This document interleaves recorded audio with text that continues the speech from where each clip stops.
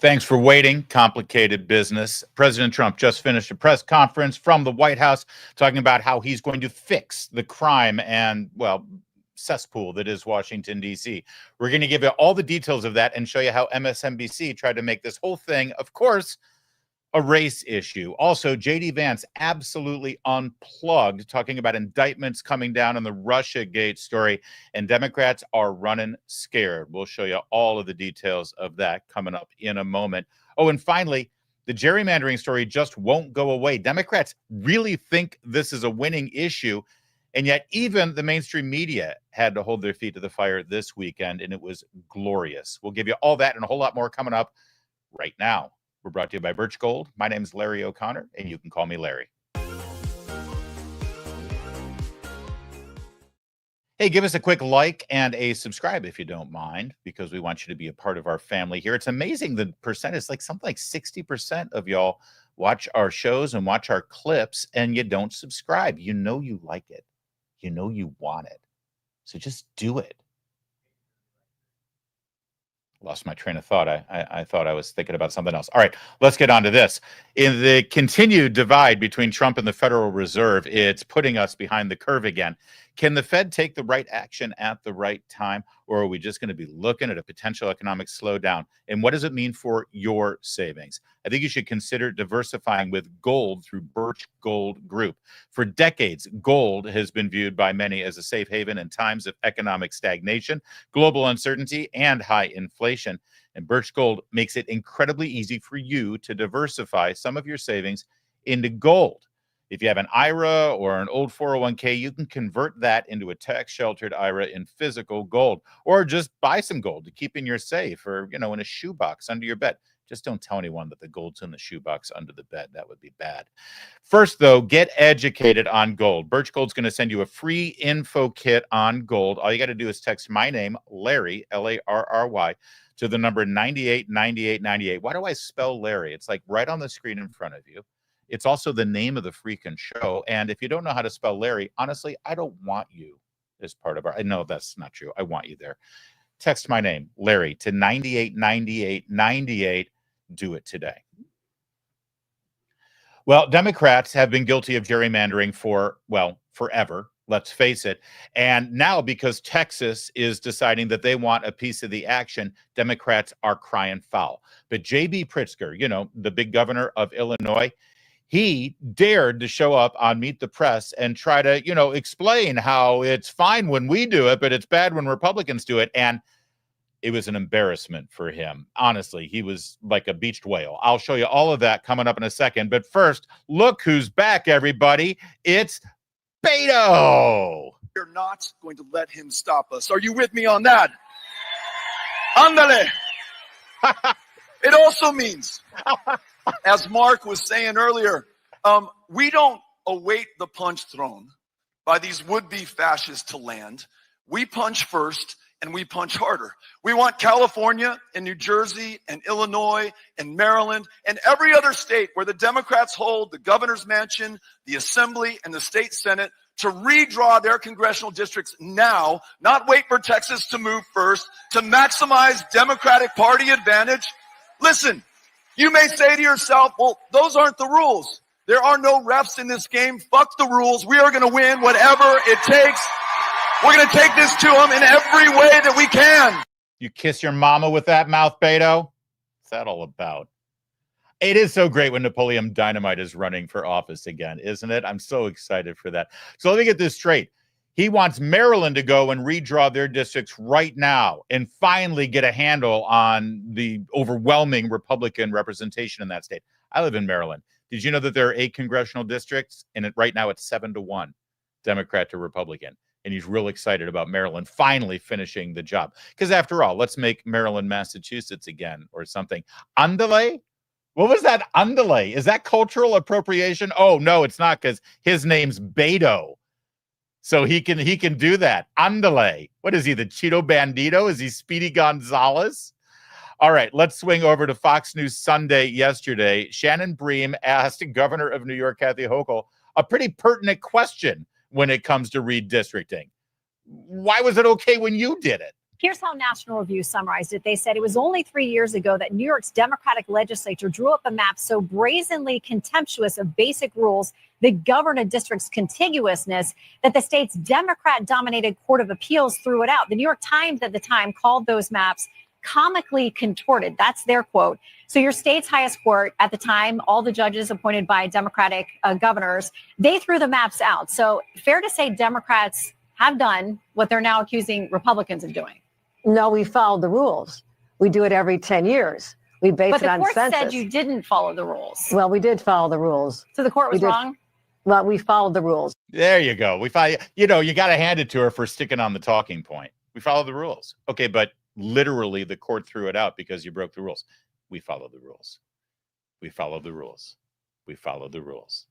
We followed the rules. They didn't follow the rules. And by the way, this whole, we do it by the rules because it's every 10 years. Have you noticed something? We've been talking about this all week, and I love that it's almost like a primer, not just in how our government works and how the Constitution works and how the census works and how appropriations work and all of these things. It's great. I mean, this is the civics lesson you never got in your public school, and that's a good thing, all right? But this is also media training. Did you notice something? Did you notice the words that she used? We follow the rules. They're breaking the rules. It's funny. We are not a country of rules. Our Constitution is not a set of rules. What are they? Say it with me. Laws. They're laws. We're a country of laws. We're a nation of laws. Let me just be clear here. If Democrats like Kathy Hochul in any way had a scintilla of proof or in some way felt the moral high ground to accuse Republicans of breaking the law and acting illegally here, she would say it, but she didn't. She said they're breaking the rules, but not breaking the law. You know why?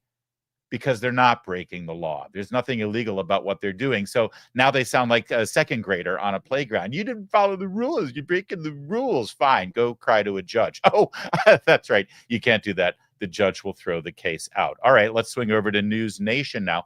One of the Democrats who have fled to another state because, apparently you can mess with Texas. This guy was whining quite a bit. You've made it clear, you represent Democrats and Republicans. You represent human constituents. If this, that's right, the most extreme version of the maps under consideration in California were to go into effect, there'd only be 3 Republicans out of 52 seats in California. That's a pretty wild number. What do you say to the Republicans in Southern California who would be squeezed so far out? They didn't gerrymander Texas.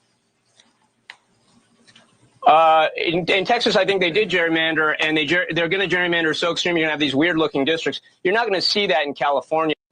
You've made it clear. All right, I apologize. That was a congressman from California, David Mint. But there you go. Yeah, as long as it's not weird-looking. That's all that matters. That's it. No, it's right there in Article 1, I think, of the Constitution or something. Yeah. No, each state can redistrict based on the congressional makeup and population of their state, as long as it's not weird looking. By the way, has he seen his governor? Is there anything more weird looking than Gavin Newsom, Governor Hair Gel? That's all good stuff. But then J.B. Pritzker, Jabba the Hutt Pritzker, he's the poster child for weird looking districts in his state. Sorry, what did you think I was going to say? He's the poster child for weird looking districts in his state. Illinois is ground zero for politically corrupt gerrymandering. So, of course, the Democrats are pushing him out there. He's the tip of the spear on this thing. And I got to hand it to Kristen Welker at Meet the Press. She sort of stumbled accidentally into some sane and rational questions. But let's not give her too much credit yet. I'll break it down in a sec. Let's watch it first. I do want to look at the map of Illinois. Let's take a look at this. Despite President Trump winning 44% of the statewide vote in 2024, Republicans hold only 3 of Illinois' 17 districts. These districts seem to be designed to maximize Democratic advantage. What do you say to those who argue that it's hypocritical for you to criticize Texas for partisanship when your state also drew maps to boost your party's standing? Well, remember that what Texas is trying to do is, again, violate the Voting Rights Act. We didn't. We held public hearings, legislative hearings. People attended them. They spoke out.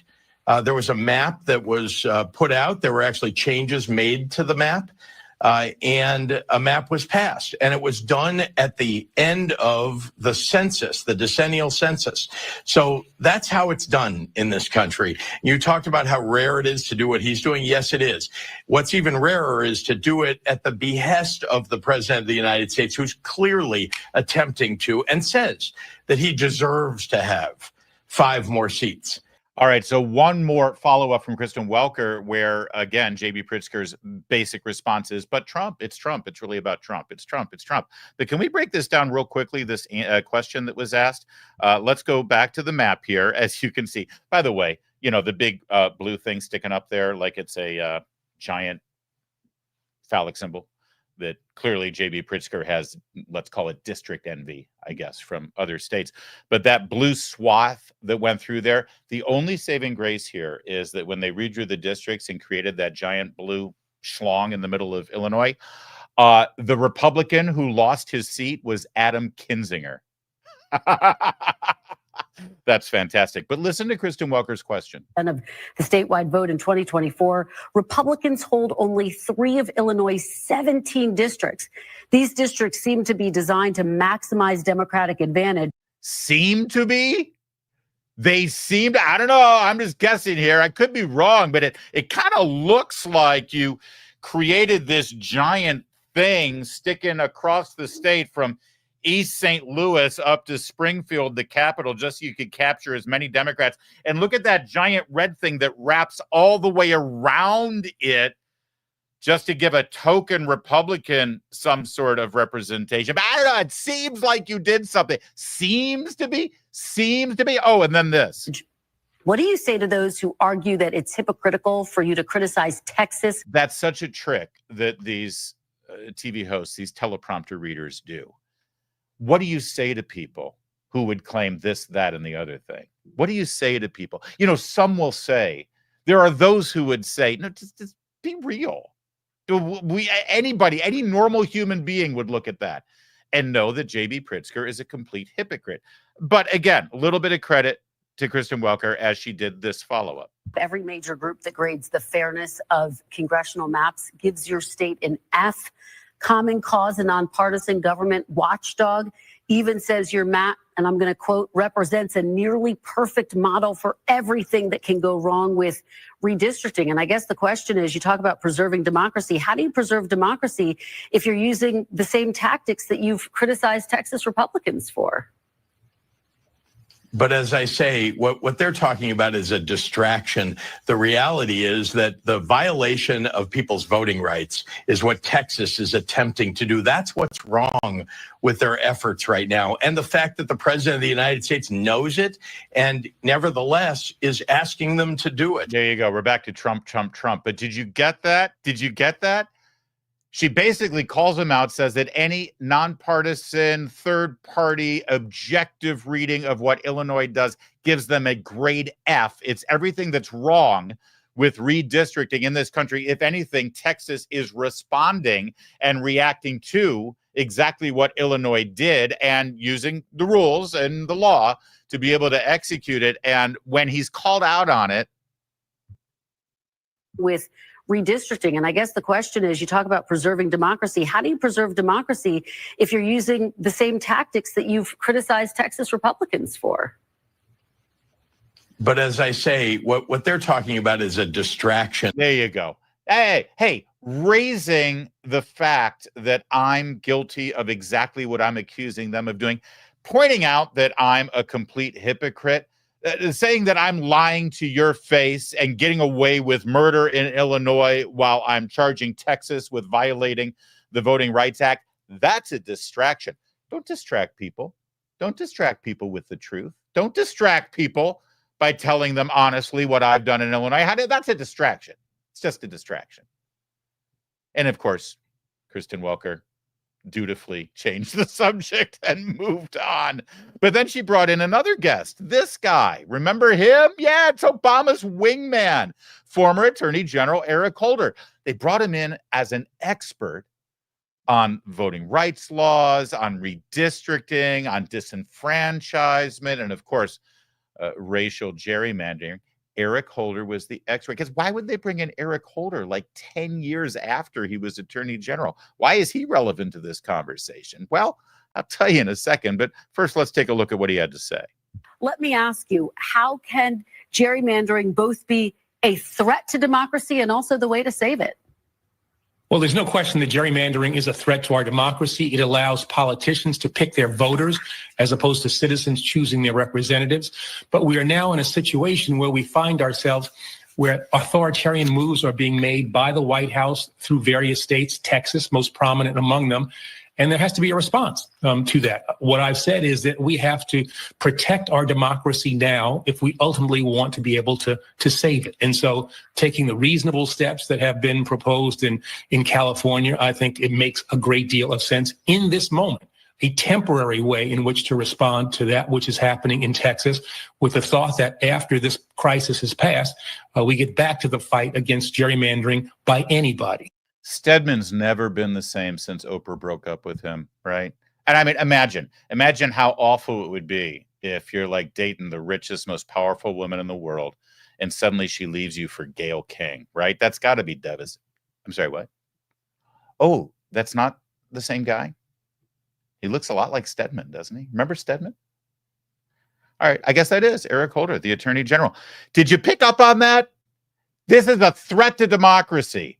Gerrymandering is a great threat to democracy, and that's why we've got to do it. That'll show them. Don't you dare. You're threatening democracy, Texas? All right, that's it. We're going to have 18 states threaten democracy, too. That'll show you. Let's break this down one more time. What was this answer? To our democracy, it allows politicians to pick their voters as opposed to citizens choosing their representatives. But we are now in a situation. You could say that about any time you're redistricting a state. Of course, the politicians. Well, I am in absolute Looney Tune land right now. They have been doing this since literally the turn of 2 centuries ago, the early 19th century. Like we're talking about the Jefferson administration. Thomas Jefferson, not George Jefferson. He was never president, although I did vote for him once. Seriously. This is like politicians choosing their voters. Yeah, it's called redistricting. You hypocritical liar. But yeah, no, go ahead. Where we find ourselves where authoritarian moves are being made by the White House through various states, Texas most prominent among them.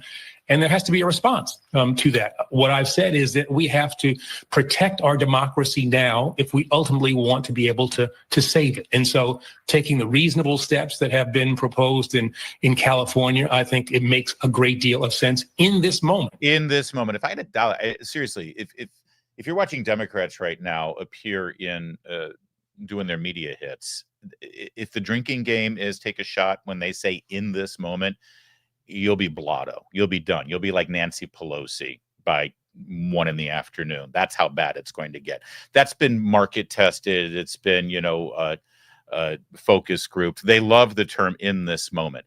So this is a threat to democracy. And if we're going to save our democracy, which of course it's not a democracy, is it? It's a constitutional republic. It's a threat to democracy. But if we have to save our democracy, the best thing to do is to do that thing that I'm calling a threat to democracy, and do it 10 times bigger so that we can save the democracy in this moment. But I ask again, why Eric Holder? I mean, you got Gavin Newsom to pick from. You got the J.B. Pritzker. You got Kathy Hochul. You got Gretchen Whitmer. You got Kamala Harris. You got Chuck Schumer. You got Hakeem Jeffries. You got AOC. You got all Jasmine Crockett. Just give me a little Crockett, right? Why Eric Holder? Why bring out Eric Holder? Well, I have an answer to my own hypothetical question. Take a look at this. Eric Holder happens to be the head of an organization that he founded called the Democratic Redistricting. That's the name of the group. NDRC, National Democrat Redistricting Committee. There you go. This is their banner on their X feed. Gerrymandering is a threat to our democracy. The National Democratic Redistricting Committee is fighting for fair maps and more representative democracy. Really? They're fighting for fair maps, everybody. Great. And look, you go to the website and there he is.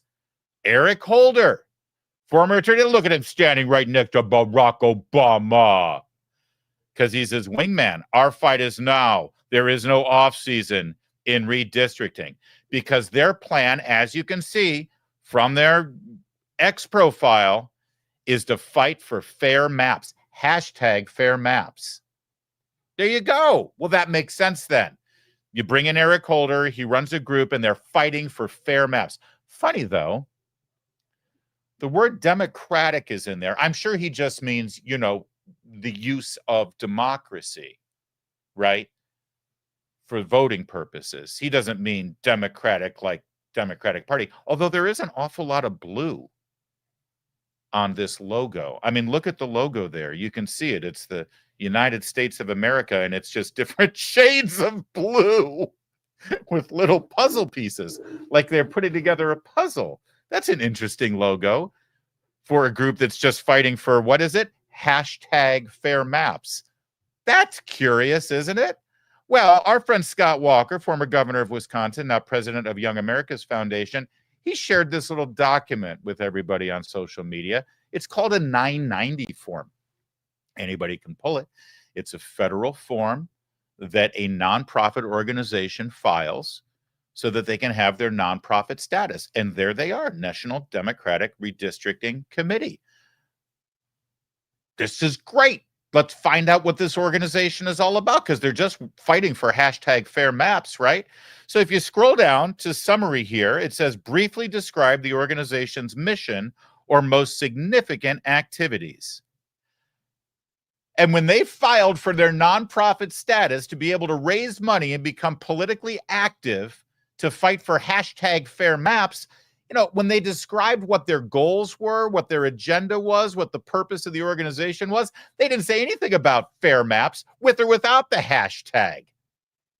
Look what they described their organization's mission to be: favorably position Democrats for the redistricting process.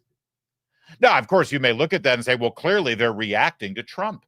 They're reacting to Trump and those authoritarian Texas Republicans who started gerrymandering and violating the Voting Rights Act, right? So they just put this group together quickly, right? No, look in the upper left corner. What does it say? This was formed in 2017. They've been around for almost a decade. That Illinois map, I bet these guys helped draw it.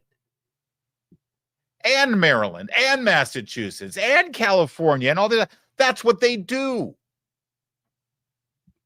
So they bring in Eric Holder to be the expert on hashtag fair maps and on the law. No, he's an activist. He's an advocate. This is what he does. He formed the organization. He raises money for it. And he goes into states and they use computer models to figure out how to maximize Democrats in Congress. And there's Meet the Press trotting him out like he's some sort of expert on the law or on civil rights or on voting rights. You can't hate these people enough.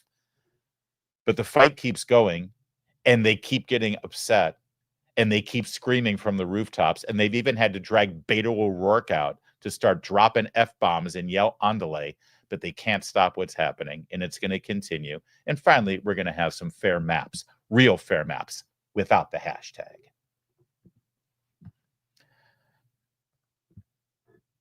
I have nothing to say here during the transition. I'm not in my home studio. I don't have my book to show you. But if I did, I'd say buy my book. There. J.D. Vance appeared with I'm going to do that one more time. J.D. Vance appeared with Maria Bartiromo on Fox News yesterday, and he dropped quite a bit there. But we're going to start with his summation of what's going on with the Russiagate scandal and his prediction that there will be indictments. And if the reaction from Democrats in this town is any indication, I think they think there's indictments coming too. Take a look.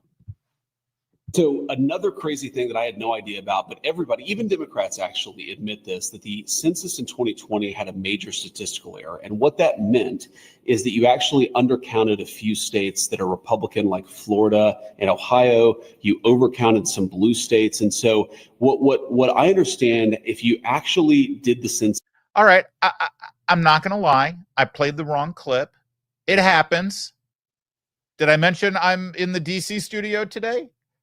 All right, let's try it again. Here he is talking about indictments. Do you want to see indictments? I absolutely want to see indictments, Maria. Look, of course, you've got to have the law follow the facts here. You don't just indict people to indict people. You indict people because they broke the law. But if you look at what Tulsi and Kash Patel have revealed in the last couple of weeks, I don't know how anybody can look at that and say that there wasn't aggressive violations of the law. What they basically did is they defrauded the American people in order to take Hillary Clinton's presidential campaign talking points and turn them into intelligence by defrauding the American people, defrauding the intelligence agencies, lying about what the intel said. They would take something that supported a Hillary Clinton campaign talking point, and they would overemphasize it and exaggerate it. They took anything that actually contradicted that narrative and they buried it deep. And through that, they actually laundered Hillary Clinton's presidential campaign talking points through the American intelligence services. That's a violation of the people's trust. That's a violation of what our intelligence services should be doing. And I absolutely think they broke the law. You're going to see a lot of people get indicted for that. Here's the thing that should really bother the American people. What do you want our intelligence community to be doing? I want them to be catching bad guys. I want them to be making sure that terrorists aren't going to kill innocent American civilians. I don't want them laundering Hillary Clinton's campaign talking points into the American media and giving them this air of legitimacy. It is sick and it's disgusting. It hurt the intelligence community, it hurt the American people, and it hurt the first Trump administration. We've got to have consequences for it, or we're just going to see the same play repeated again and after. Yeah, if anybody's wondering if the Trump administration has the will to go forward with indictments against people like John Brennan, James Comey, maybe even Hillary Clinton, as you just heard, and perhaps Barack Obama potentially as well, I think that should put those concerns to rest. They're ready. And he made a really important point there that gets lost in all of this, because people look at this and it's so bizarre to me that there's like, oh, sure, of course, the president used the CIA to, hurt his political opponents, but that's just politics. No, what are you talking about? It's like 10 times worse than anything Nixon ever did. Why? Oh, but where's the crime? Dude, if that's not a crime to utilize the CIA and the FBI to go after innocent people for political purposes, if that's not a crime, something's broken. Something's very wrong with our system. And that last part that he said there is incredibly important. It's like, we want our FBI and CIA to have a lot of powerful tools at their disposal. And yes, they should be able to conduct surveillance when necessary, even on American citizens, as the FBI did with FISA warrants, because they told a court that Carter Page, a Naval Academy graduate and a veteran of the United States Navy, was a Russian asset and working to undermine the American government. They spied on him and all the people that interacted with him, but they've never, ever brought any charges against the guy. I don't think he's ever had a speeding ticket, for God's sake. But they were able to spy on him under the color of, oh, yeah, he's a CIA, he's a Russian asset. We got to go after him. But quite the opposite, actually. The only record that Carter Page has with the Russians is like 15 years ago, he actually helped the FBI catch 2 Russian spies in New York. Did you know that about Carter Page? Well, now you do. Go ahead and look it up. That's exactly what he did. But they framed him. They framed him through a secret court to get surveillance on him so they could spy on the Trump campaign and eventually on the Trump White House. And you look at that and you say, oh, well, that's not a crime. That's no big deal. The FBI and the CIA and the development of the Office of Director of National Intelligence, they got these tools and this ability to do this after September 11th. And they got this power under the guise of, we've got to prevent the next 9/11 from happening. And there were people in this town who said, okay, nobody wants another 9/11. And yes, we want to be able to empower our intelligence community to be able to keep us safe and find out if bad guys mean us harm. But these powers used for the wrong purposes and in the hands of corrupt politicians, well, you could use this to really hurt innocent people and to amass political power. And at the time, that was waved off. In fact, it was worse than waved off. Oh, that'll never happen. And by the way, to even suggest that people at the FBI or the CIA would use these surveillance powers for political purposes to hurt somebody politically, domestically in this country, how dare you impugn the good people of the FBI and the CIA? I kid you not. That's what the debate was in this country. And now here we are. That's exactly what they did. And yes, there should be repercussions. And yes, there should be indictments, because ultimately the American people want our FBI and our CIA going after foreign powers and terrorists who mean us harm. And the entire thing was warped for political purposes. And people seem to lose sight of that. Well, it's an interesting reaction to what J.D. Vance said there about indictments coming down. Let's plow through some of these. First, of course, MSNBC. Look, I am reasonably confident I did not commit treason against the United States of America, the country that I've served my entire career. But that's not really what they want to do, whether it's going against me or Attorney General James or Adam Schiff. They want to go shine a light on these people in their lives and follow them as long as possible to find the traffic infraction that they can lord over them to make their lives very, very difficult. And make no mistake, this is not for show. We're in the early parts of this administration. The president is under enormous pressure from the MAGA base to put these people in handcuffs. It's why for years he's talked about locking them up. They now want to see it. And I'm telling you, they are going to find it. One of these newscasts, you are going to come on a Saturday, and you and I both know this, Allie, and we're going to be reporting sort of breathlessly that one of these people on this list has been put in handcuffs, has been picked up, and is in detention. We are going to cross that Rubicon during the Trump presidency. It brings me no joy to forecast that, but that's how open-eyed we need to be about this.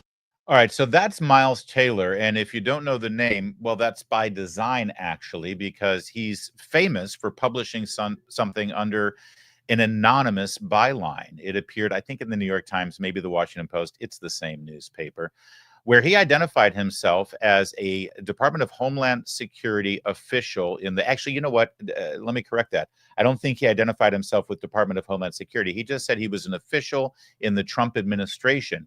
And he wrote an anonymous article talking about how there were people in the Trump administration who were working together to defy Trump, to work against Trump, to minimize the damage that the bad orange man might invoke on the federal government.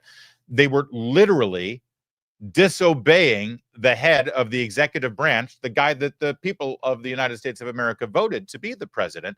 They were defying him, and he was bragging about it under this anonymous column, right? That's who this guy is. Now, it turns out he was kind of a low-level, like, deputy chief of staff for one of the people within the Department of Homeland Security. But still, if he worked for the administration, you're supposed to work for the president. And when the president says do this, you're supposed to do it, especially if it's something that comes within the auspices of the Department of Homeland Security. And if you defy that and work against the president and say, no, I know better, I'm not going to do what the duly elected president said with this thing that has to do with Homeland Security. Well, there actually is a word for that, and I'm pretty sure it is a criminal act. So what did he say at the beginning of this hit again?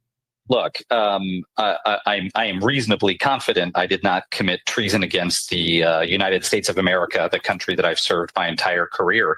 Yeah, okay, great. I'm glad you're reasonably confident of that, and you're probably right. I don't know if they're actually going to bring up treason charges against this dude, but they may find some charge, as he just said, oh, they're just digging into my life and trying to find the speeding ticket. Yeah, you might want to pay attention to what the DOJ just did for the last 4 years under Joe Biden, pal.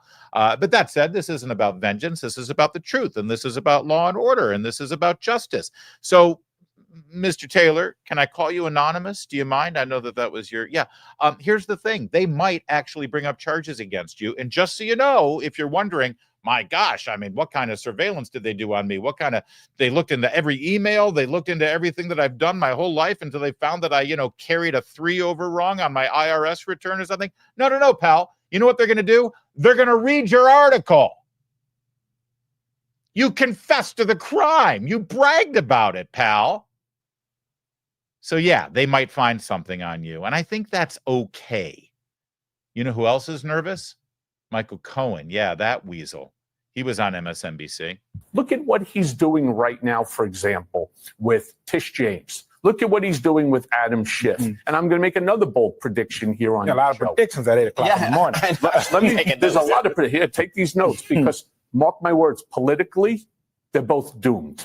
All right. I'm telling you right off the bat, this is a political suicide for both Tish James and Adam Schiff. More of a political homicide. Well, yeah, but how are they going to be? How are they politically doomed if Senator Schiff comes from a blue state? Attorney General Tish James is here in a blue state. They are elected by the people.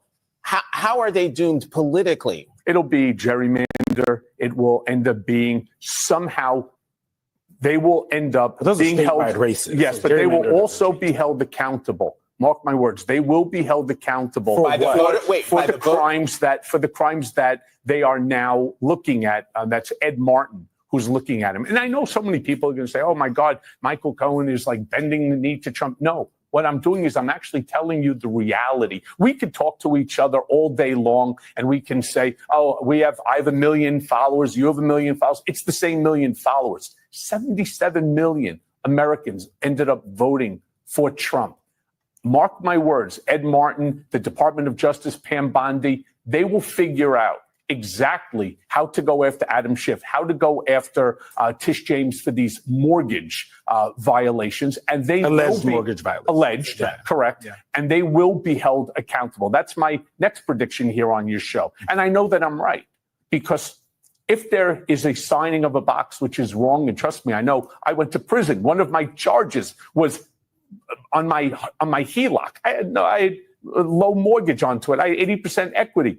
They held me accountable for a HELOC violation. Theirs is much worse. And rest assured, allegedly, right. So let's go one step even further here. When you have the courts on your side as well, what chance do you have of success? It's why I turn around and I say, doomed. Yeah. Gee, it's almost like we saw this play out for so many people over the last 4 years under the Biden administration. And he's right. They can use the law as a weapon. Although in this case, I don't think it's some minor infraction over a HELOC. Don't you love how the two boys there on the panel for MSNBC, the teleprompter readers, how they immediately jump and throw in the word allegedly every time Michael Cohen refers to what certainly appears to be mortgage fraud on behalf of Adam Schiff and Tish James. They just jump in. Oh, allegedly. Where was that, reflex, knee-jerk allegedly when you were telling me how Donald Trump was a convicted rapist? Yeah, the allegedly wasn't part of the lexicon back then. But let's just be clear here. Adam Schiff and Tish James both claimed that they had primary residence in Maryland and Virginia, while simultaneously owning property in New York and California, where they ran for office, where it was legally mandated that they had residence in those states. So I'm sorry, it seems pretty cut and dry here. Michael Cohen's no genie, no Karnak. He's no visionary by saying, yeah, I guarantee you're going to find conviction or indictments for them. Yeah, so do I. You know why? Because they broke the law. I don't know why my voice cracks when I say that. All right. But you know what? Here's the best part. Not only is Michael Cohen worried and Adam Schiff is worried and Tish James is worried and anonymous Miles Taylor worried. Jimmy Kimmel claims that he's worried. Yes. Jimmy Kimmel. Talk about delusions of grandeur. He thinks that Trump's coming after him. A lot of people I know are thinking about where they can get citizenship and I do have Italian. I did get Italian citizenship. You do? I do. That's amazing. Yeah, I do have that. And what's going on is as bad as you thought it was going to be. Way worse. It's so much worse. It's just unbelievable. Like, I feel like it's probably even worse than he would like it to be. Probably, yeah. Yeah.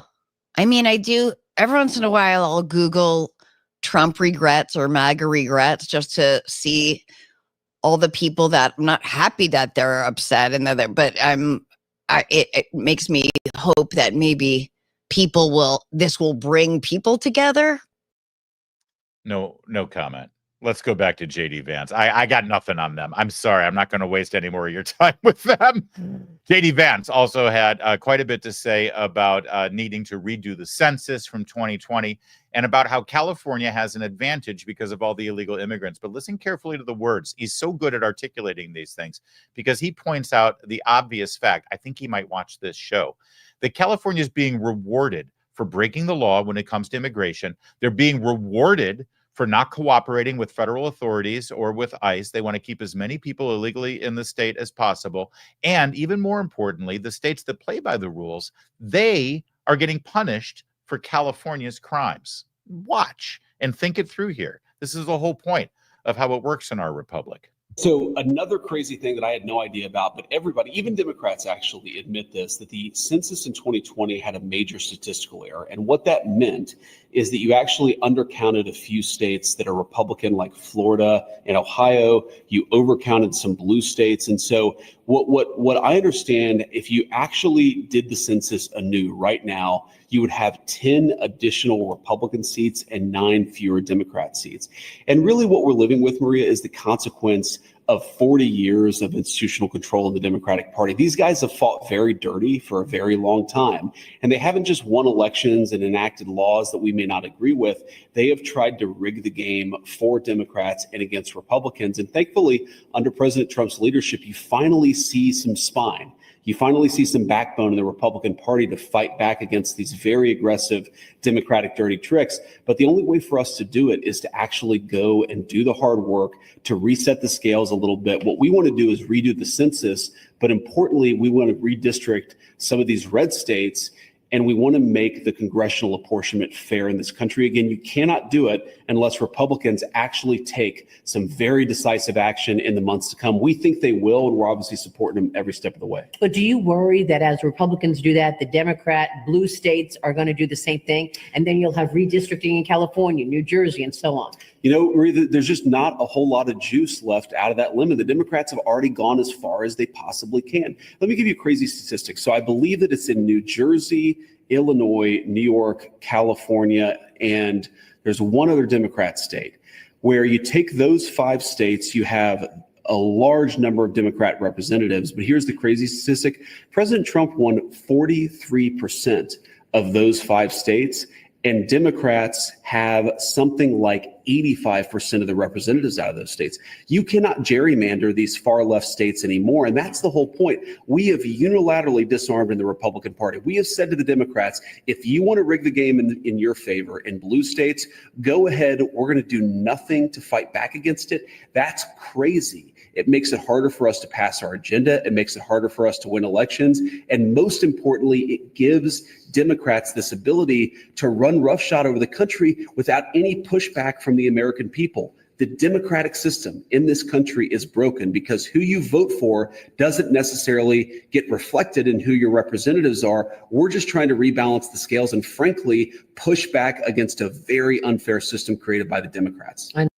He's really good at that. And it's very clear and it's very concise. And you need to share that far and wide. One other clip here, by the way, of J.D. Vance. He did quite a bit of media this weekend. By the way, he's in England right now. Did we know that he was going to England? J.D. Vance sat for another interview, and the topic of FBI looking into Tim Walz, the governor of Minnesota. You remember, he was the guy that Kamala Harris picked to be one heartbeat away from the presidency. Apparently, the FBI was very concerned about his dealings with the Chinese Communist Party. That came up in this interview, and well, J.D. Vance's response is hilarious. Also, your former competitor from the last. Oh, I just recognized that's Jim Hoft from Gateway Pundit. Good old Jim Hoft, Gateway Pundit. How come Jim Hoft does get an interview with J.D. Vance? Kevin, get me J.D. Vance. If Hoft can get him, I can get him. Right away, sir. Thank you. All right. Sitting with Jim Hoft of Gateway Pundit. Also, your former competitor from the last election, Governor Walz, heard some news about him the last 24 hours where the FBI and DHS was covering for him and his ties to communist China. Yeah. Well, this is Do you think they would have done this for you? No, they would certainly would not have. So this is why Gateway Pundit is so important, because you guys report on this stuff and uncover some of this stuff. And I read about it on your website. But as I understand it, the basic idea is that while the Biden DOJ was trying to throw Donald Trump in prison on fake charges, they were also aware that Tim Walz had all these connections to the Communist Chinese Party and did nothing about it. And I think all of us who followed that election closely, obviously I followed it very closely, recognize, okay, so you have a guy who's governor of Minnesota, is a high school teacher, has no reason to go to China. Like, okay, maybe once you go on vacation, but you go over 20 times over a period of years. Like, there's something weird going on there.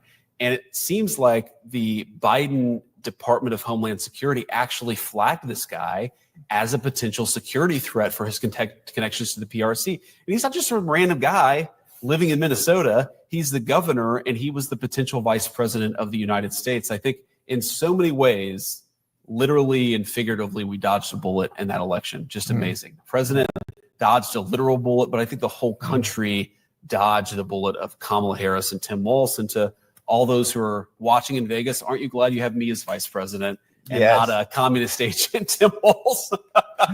Oh my gosh. Yeah, that guy was nuts. Bouncing around the stage and jumping around. It was too much. Jazz hands Tim Walz. Jazz. Oh my gosh. Tim Walz. Jazz hands Tim Walz. He's very funny. And yes, we are very happy to have you as our vice president instead of that disaster. Hey, while we've got you here, why don't you throw us a like? Come on, you've been watching for 44 minutes. I know you like this video, so go ahead and hit the thumbs up, right? You like it. You like me. You really like me. If you got that reference, thank you.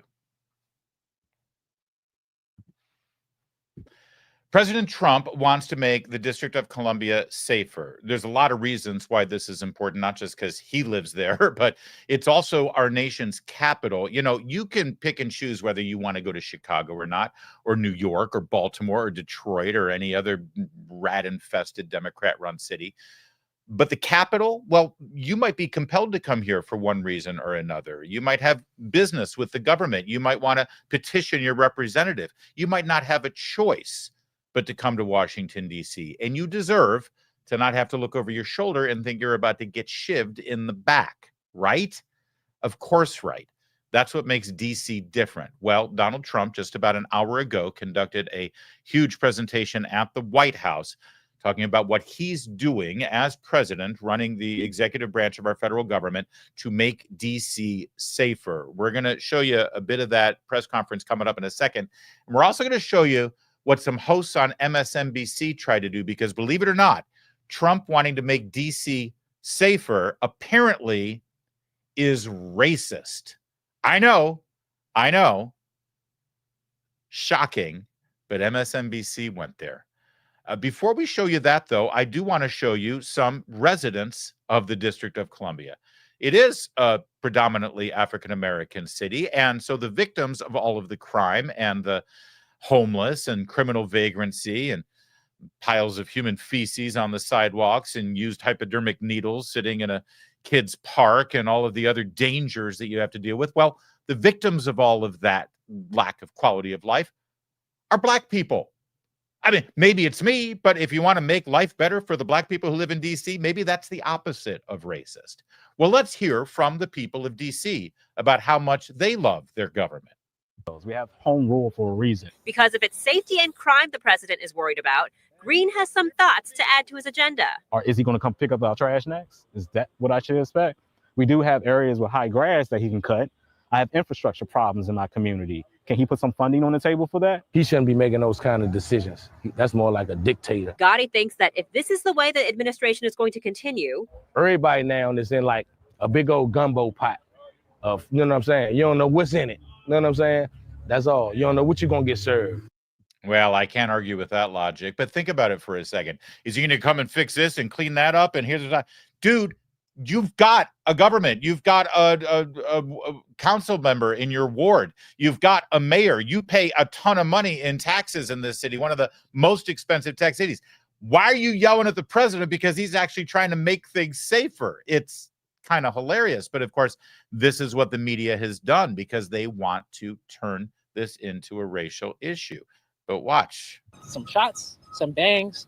We've seen police officers running in all directions. I almost feel a little desensitized to it in a way because it seems to be of the norm. It's actually pretty scary that these teenagers own guns and that they are in the neighborhood shooting guns. Yeah, okay. Seems like everything's great in DC. The real problem is Trump, right? Okay, that brings us to this MSNBC panel, which, by the way, I got to say real quickly, RuPaul looks great with that afro wig. Good for him, right? He grew a beard out as well. No, that's not RuPaul? Are you sure? Okay. Apparently that is not RuPaul. Oh, yeah. That's the former head of the White House Correspondents Association, White House reporter for Politico. Now he's got his own show on MSNBC.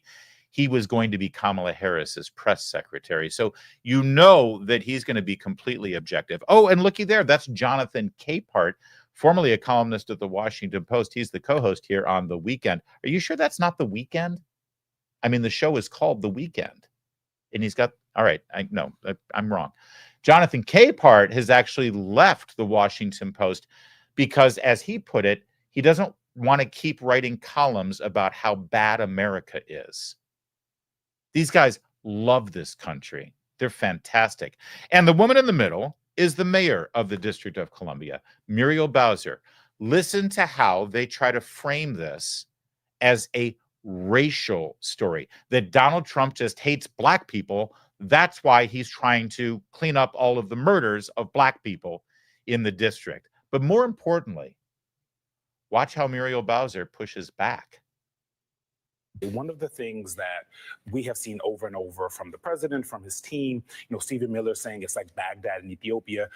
They seem to hold their harshest criticism sometimes for cities that are majority black and brown. Do you see that, and what do you think that means? I think that I have been dealing kind of with this issue for a number of years. It's kind of easy fodder on the campaign trail. But now we're talking about governing, and my job is to focus on making sure our city is running well, and people enjoy a great quality of life. And I think we're doing a really good job.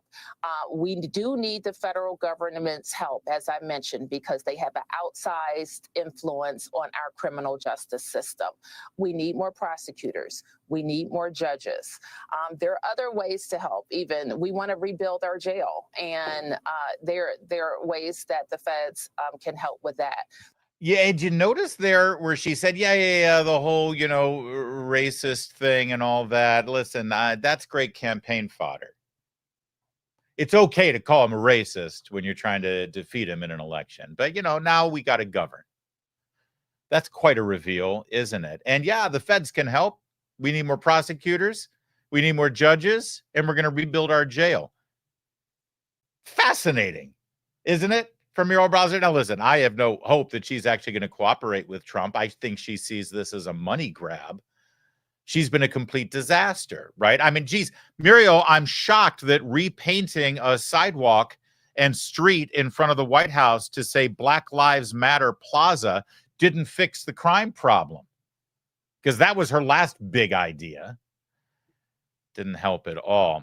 You're going to see a whole lot of misinformation coming from the mainstream media today as this story develops. Here, you can see the screenshot here from CNN while Trump was at the White House delivering his remarks. See that violent crime in D.C.? Look, it's down 35% from 23 to 24. It's down another 26% from 24 to 25. Well, they're not showing you where it was before that. They're not showing you that it hit record numbers in 21 and 22. Also, they're not showing you this. It's a huge scandal here in Washington, D.C. A police commander has been suspended for changing crime statistics, for misreporting, to make it look like crime is better than it actually is. They literally fudged the numbers, and now here's CNN reporting those very numbers. And then there's this, Chuck Thies, who is a Democrat, by the way, here in Washington, D.C. He's one of the best political analysts in the district. He says when Bowser or any other D.C. poll says we're not experiencing a crime spike, understand something. From 21 to 24, D.C. averaged 209 murders a year. Just 10 years before that, it was 98 murders a year. So when they say, hey, crime is down right now, look at the homicide. Well, it doubled on your watch. So forgive us for celebrating that you've dropped another, 5 murders less this year than the year before. That's not something to celebrate. You're still screwing up. And look at this. This is really something. If we can blow this up, Kevin. Can I blow that up? No, I can't. There's something special about Washington, D.C. I know that a lot of people are listening and saying, oh, D.C. is run by Democrats and there's just a bunch of Democrats there and they keep voting the same way for decades. And you're right. But like I said, unlike New York or L.A. or San Francisco or Baltimore or Detroit or Chicago, this is the nation's capital. It has a higher standard. And by the way, there's a reason why it's a federal district and not its own state and not autonomous, why it's under the umbrella of the federal government. Because our capital is a place where we all belong. We may not all be able to vote here, but we all have a stake in this city. We all have to come to this city for business, for pleasure, for whatever. And people from around the world come here. Take a look at the murder rates compared to other capital cities. Madrid, 0.96 murders per 100,000 residents. London, 1.1. Delhi, India, 1.1 murder per 100,000. Delhi, India. Havana, 1.5. Paris, 1.64. Ottawa, 2.17. Freaking Canadians. Lima, Peru, 7.6 murders per 100,000 residents. Islamabad, 9.2 murders per 100,000 residents.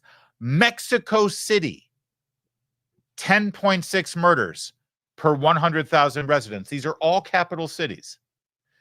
Bogota, Colombia, known for their drug cartels, 15.1 murders per 100,000 residents. And they're at the top of the list, Washington, D.C., miles ahead of all those other capitals.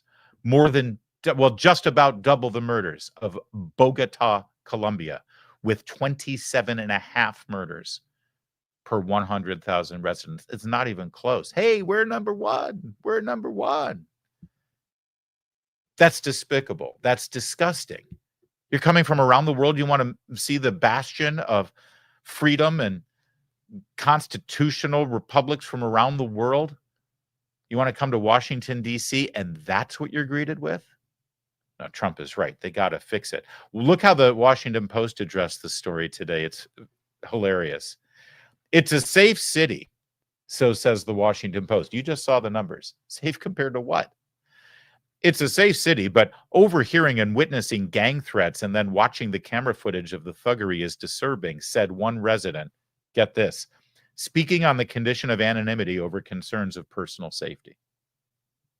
So they found a resident of the district to give them a quote about how safe the city is, but then they admit how harrowing and terrifying it is to see the gangs wreaking their violence. And then the reporter for the Washington Post says, oh, that's great. Can I quote you on that? What's your name? Oh, yeah, don't take my name. You couldn't. They'll come after me. I don't want to deal with that.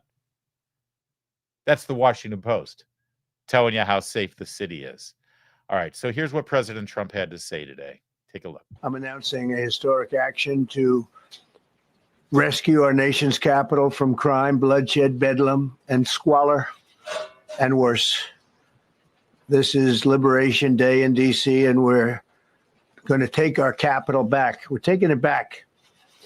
Under the authorities vested in me as the President of the United States, I'm officially invoking Section 740 of the District of Columbia Home Rule Act. You know what that is? And placing the D.C. Metropolitan Police Department under direct federal control, and you'll be meeting the people that will be directly involved with that. Very good people, but they're tough, and they know what's happening. They've done it before. In addition, I'm deploying the National Guard to help reestablish law, order, and public safety in Washington, D.C., and they're going to be allowed to do their job properly. All right. He's flanked by Pete Hegseth, the Secretary of Defense, of course, because the National Guard's being invoked. Also flanked on the other side by Pam Bondi, the Attorney General. Kash Patel, the Director of the FBI, was also there, as was the newly sworn-in U.S. Attorney for the District of Columbia, Judge Janine Pirro. A little bit more from the president. And you people are victims of it too. You know, you're reporters, and I understand a lot of you tend to be on the liberal side, but you don't want to get mugged and raped and shot and killed. And you all know people and friends of yours that happened.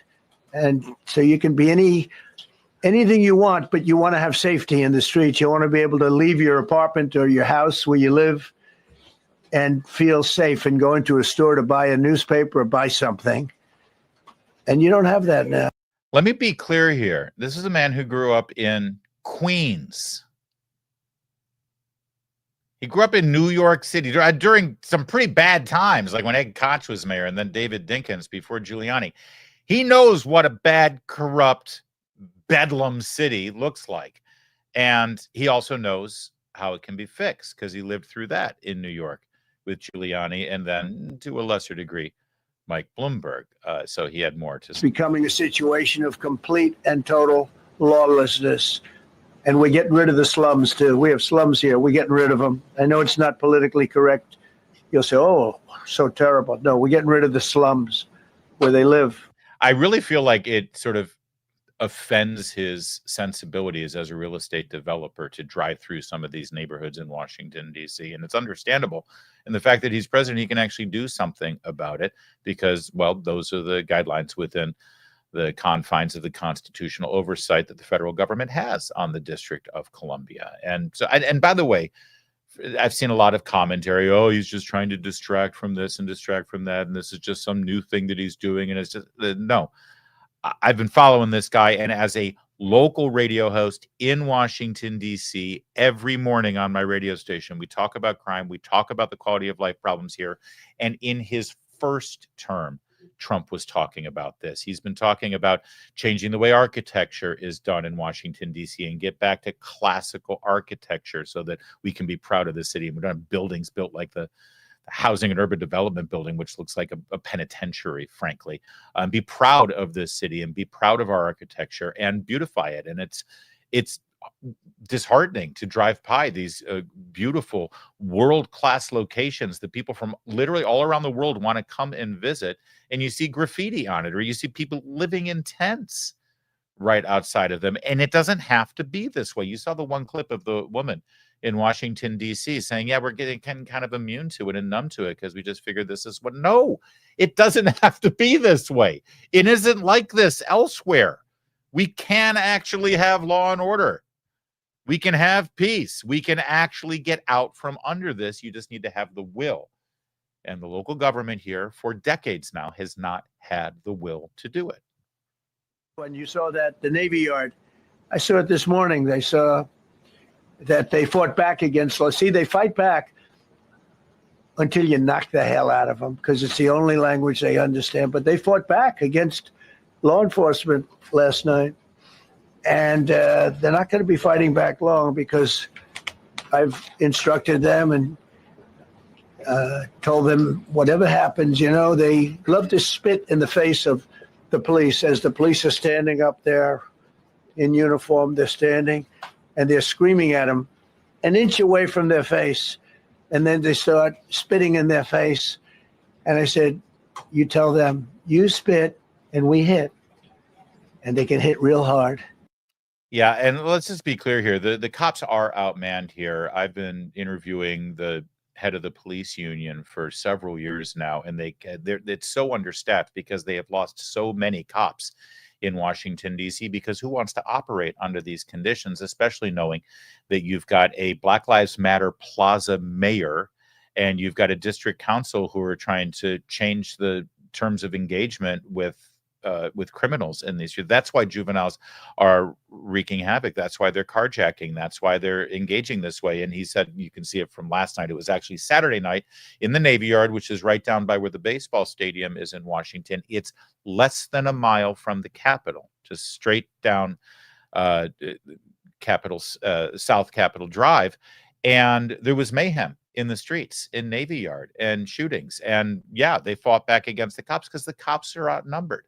And that's why he's bringing in National Guard reinforcements. He's employing the Park Service police. There's all these jurisdictions in Washington, D.C. You've got the Secret Service and the Capitol Police and the Park Service Police, and you've got the FBI, and you've got all these other agencies, and they're most under the federal control of the president and the executive branch, and he's employing as many as he can. And you also heard him there say that he is exercising control over the police department as well, the DC Police Department. Now, I believe that the rules within the home rule law that allows DC to have a modicum of home rule is that the president can take control in dire situations of the Metropolitan Police Department for a 48-hour period. So this isn't going to be a long-term thing. If he wants longer, I think he has to go to Congress for that, and Congress, of course, is not in session. But just in 48 hours, they're going to be able to redirect and reassign how things are done in this town, and that's a good thing for anyone who cares, anyone who works here or lives here. This is a tragic emergency, and it's embarrassing for me to be up here. You know, I'm going to see Putin. I'm going to Russia on Friday. I don't like being up here talking about how unsafe and how dirty and disgusting this once beautiful capital was, with graffiti all over the walls. It's another part of it, by the way, because we're talking about safety, but we're also talking about beautification. We have the most beautiful, potentially, capital in the world. We always have. That's right. By the way, just quickly, he misspoke. He's not going to Russia this Friday. That would have been a breaking story. He's going to Alaska. Although, as we all know, he's going to Alaska for a summit with Vladimir Putin and the Russian delegation, and Marco Rubio and the American delegation, where they're going to have some conversations about the Ukraine war. So he will not be going to Russia, but he will be able to see Russia from Alaska. It's my understanding. Attorney General Pam Bondi then took the podium. Let me be crystal clear. Crime in DC is ending, and ending today. We are going to use every power we have to fight criminals here. President, thank you for caring about our capital. Families come here every summer. Our museums are free. We have the National Zoo. We have the National Gallery. DC should be a place where everyone can come and feel safe. Okay, real fast. The museums aren't free. They're subsidized. Someone's paying for them. You are. It's through the Smithsonian, but they are fantastic. Some of them you have to pay for because they're not under the auspices of the Smithsonian, like the Spy Museum or the Holocaust Museum. I don't know. I just feel like I should give you more information about this because not every museum is free, and I don't want you to come in and complain that you didn't get in free. That's all. Mount Vernon also, you got to pay for, but it's worth it. I promise. One last word here. One of the problems in Washington, D.C. is even when the cops arrest somebody, the U.S. attorney for the last 4 years under Joe Biden would let them off with a slap on the wrist, give them cashless bail, put them right back on the street again, wouldn't prosecute them, wouldn't give them any harsh sentences, you know, like all the other prosecutors around this country. They were more interested in prosecuting your grandma for walking through a door that was held open by a Capitol Police officer on January 6th than they were going after carjackers. Well, there's a new U.S. attorney in town, Janine Pirro, and she's fired up. I see too much violent crime being committed by young punks who think that they can get together in gangs and crews and beat the hell out of you or anyone else. They don't care where they are. They can be in DuPont Circle, but they know that we can't touch them. Why? Because the laws are weak. I can't touch you if you're 14, 15, 16, 17 years old and you have a gun. I convict someone of shooting another person with an illegal gun on a public bus in the chest, intent to kill. I convict him. And you know what the judge gives him? Probation. Says you should go to college. We need to go after the DC Council and their absurd laws. We need to get rid of this concept of, no cash bail. We need to recognize that the people who matter are the law-abiding citizens, and it starts today. But it's not going to end today because the president is going to do everything we need to do to make sure that these emboldened criminals understand we see you, We're watching you, and we're going to change the law to catch you. And my final note is this. These kids understand that the jurisdiction is through the state attorney general, Brian Schwab. I did a poster of the young man from Doge who was beaten bloody with a severe concussion, a broken nose.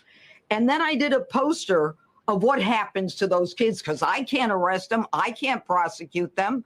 They go to family court and they get to do yoga and arts and crafts. Enough. It changes today. Thank you, Mr. President.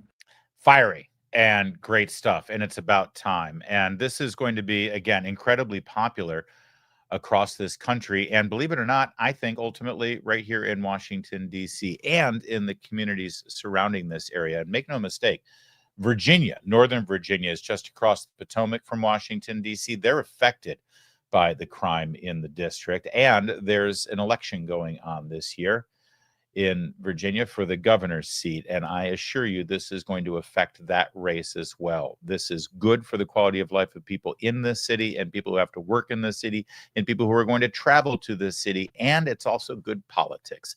It's one of those 80-20 issues. You tell me who's against Donald Trump and the federal government finally taking control and applying law and order values to this city that has been, well, as he put it, bedlam for way too long. I don't think you're going to find anyone who opposes it. And if they do, well, it's because they're part of the problem.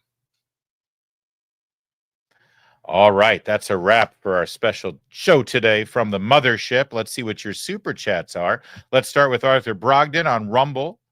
He says it's The Wire playing out in D.C. That's right. Which, of course, The Wire is just right up the road here. 30 miles in Baltimore, but you're 100% right. That's exactly what we're living through right now. What else you got for me, guys? Angela with a $2 super chat. Clown Show Cohen should be the next subpoena. Yeah, I think he's worried as well. Although he's already done his time, hasn't he? Thanks, Angela. Angela with a $5 super chat. Correct me if I'm wrong. Aren't these the same fools that spent 10 years conspiring to overthrow the will of the Americans because this election was too big to rig? That's right. That's right. They know, you know, they always, oh, they're breaking the rules. No, they wrote the rules. They wrote the rules and they know exactly what's going on with all of the redistricting and everything. And now they're just trying to lie to you to make you think that Republicans are, it's just unprecedented, outrageous what Republicans are doing. Thank you, Angela. Richard Murray with a $10 super chat. We should be cheering for Beta O'Rourke. Andale. To run for governor of Texas. I love watching Hollywood and the Democrats waste tens of millions of dollars on elections in Texas. He has run for Senate and he lost to Ted Cruz, and I was guaranteed he was going to win. He ran for president and he did as well as Kamala Harris did in 2020. He did not make it to the first primary, I believe. And he sure seems like he's going to be running for something again. Maybe Senate again. I mean, there is another Senate race coming up. Cornyn and Paxton are going for the Republican nomination. Wouldn't it be great to see Beto O'Rourke and Jasmine Crockett fight for the Democrat nomination? Oh, let's go. Yes, you're right, Richard. We keep hearing that Texas is turning blue and they kept pumping money into it, and it just doesn't happen. Thank God. Angela with another $5 super chat. Maybe the mayor should tell Schumer to stop obstructing voting. We don't need Democrats to confirm judges. We just need Upchuck to get out of the way. Yeah, I'm as frustrated as you are about the confirmations. Psychological projectionist with 5 pounds. I could pour a proper pint with 5 pounds. In my opinion, they weaponized the DOJ knowing that if the tables turned, they would counter-accuse Trump of weaponizing the DOJ, allegedly. Trump has no choice. Yeah, exactly. All of the accusations that Trump is weaponizing the DOJ are transparent and obvious that that's literally exactly what they did. But the difference this time is the DOJ isn't being weaponized. The DOJ is actually finding crimes. Imagine that. Instead of looking for crimes, they're actually finding them. All right, gang. Don't forget to like our show today and subscribe to make sure that you don't miss an event. Boy, the subscription numbers are really exploding, and we're very close to that 600,000 mark. In fact, it looks like by the end of August we'll have that, and we will definitely do a special show just for you. We'll be back in the regular home studio tomorrow. None of this crazy DC stuff. Could they tell, Kevin? Were they saying, gee, Larry looks different today? Lighting's different.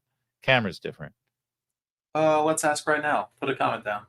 Yeah, give us a comment. What do you think? Could you tell we were in a different studio? It's the magic of great show. Oh, look at Rick Cassidy with the $1.99 for Kevin. Great show, Kevin, it says. Great show, Kevin. And now I got to deal with him. He's right behind that wall. He's right there. Pound the wall, Kevin. There he is. Thanks for watching. We'll be back tomorrow, same time, same place. In the meantime, my name's Larry O'Connor, and you can call me Larry.